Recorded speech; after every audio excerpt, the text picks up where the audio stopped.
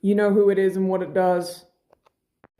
So I'm gonna do the thing that I promised to do in an earlier video, but forgot about because I got derailed. I'm working on a Kingmaker comic at the moment, and I'm gonna show you how I came up with Malcolm sentence. In this comic, there is a part where the gang, in order to escape the cops, have to very quickly become friends with and wrangle a giant flying reptile. And in order to do so, Telesphore is going to do a little bit of a horse whisperer and speak to it in Magmalkin. Magmalkin is a subject-object-verb language, nominally. Keep in mind, I'm not a linguist, so I don't always accurately know what the subject, object, or verb are in a sentence. And also, as I've been taking French lessons in my spare time, Magmalkin grammar has increasingly started to resemble French grammar. So the literal translation, literal English words in the order that the Magmalkin words would go in is, "Come here, my little treasure." I've come up with like a term of endearment that I'm using. Friends of you we are.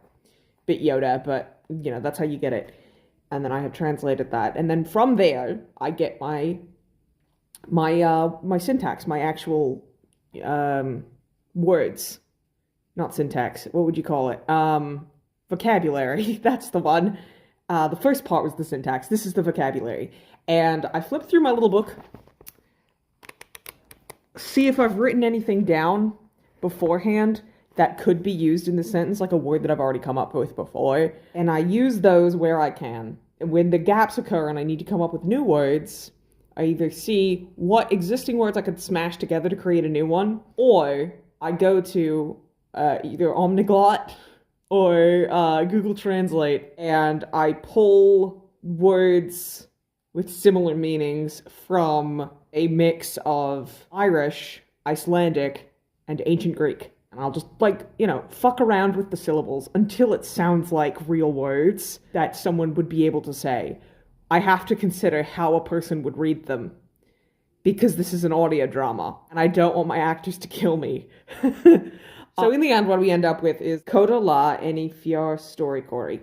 That's another example of reduplication. I've decided that when they do, like, when you're talking to, like, a pet or a child, you kind of, like, cutesily repeat the last syllable of the sentence, but with a k sound at the front, because as we explained earlier, k means like few or less than, so it's like you are making a little cutesy version of the last syllable of the sentence. Coda la any fior story Cory, vinis neo beth veracera.